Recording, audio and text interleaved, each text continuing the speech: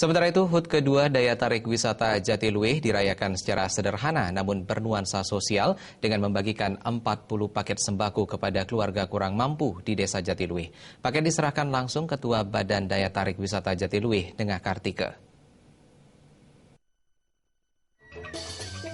Kegiatan pembagian sembako dihadiri pula oleh dinas terkait di lingkungan Pemkab Tabanan dan pengelola DTW Jatiluwih. Selain paket sembako, dalam kesempatan tersebut diserahkan pula pembagian pendapatan DTW Jatiluwih selama 2 tahun terakhir kepada 3 desa dan 3 subak di Jatiluwih secara simbolis.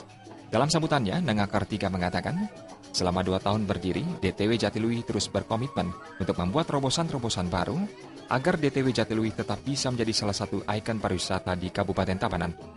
Pihak DTW Jatiluwih selalu berkomitmen mengharumkan nama Tabanan dengan potensi yang dimiliki. Agar harapan itu terwujud, bantuan dan kerjasama semua pihak sangat diharapkan.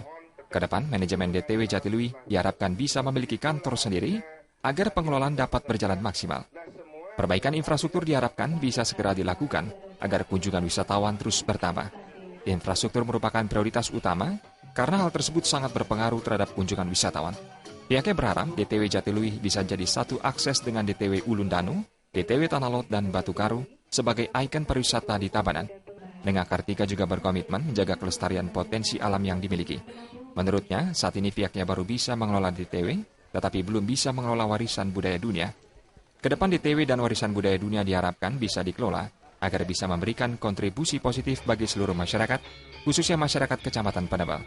Pendapatan DTW Jatiluwih selama 2 tahun dari 2014 dan 2015 mencapai 6 miliar lebih yang dibagikan kepada 3 desa dan 3 subak di Jatiluwih, yakni Desa Dinas, Desa Adat Jatiluwih, Desa Adat Gunung Sari, Subak Jatiluwih, Subak Abian Gunung Sari, dan Subak Abian Jatiluwih.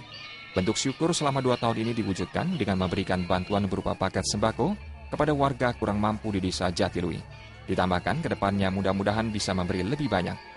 Acara pembagian dimeriahkan dengan penampilan joget yang dibawakan oleh warga usia lanjut dan disaksikan puluhan wisatawan yang kebetulan berkunjung ke Jatiluwih. Humas Tabanan melaporkan.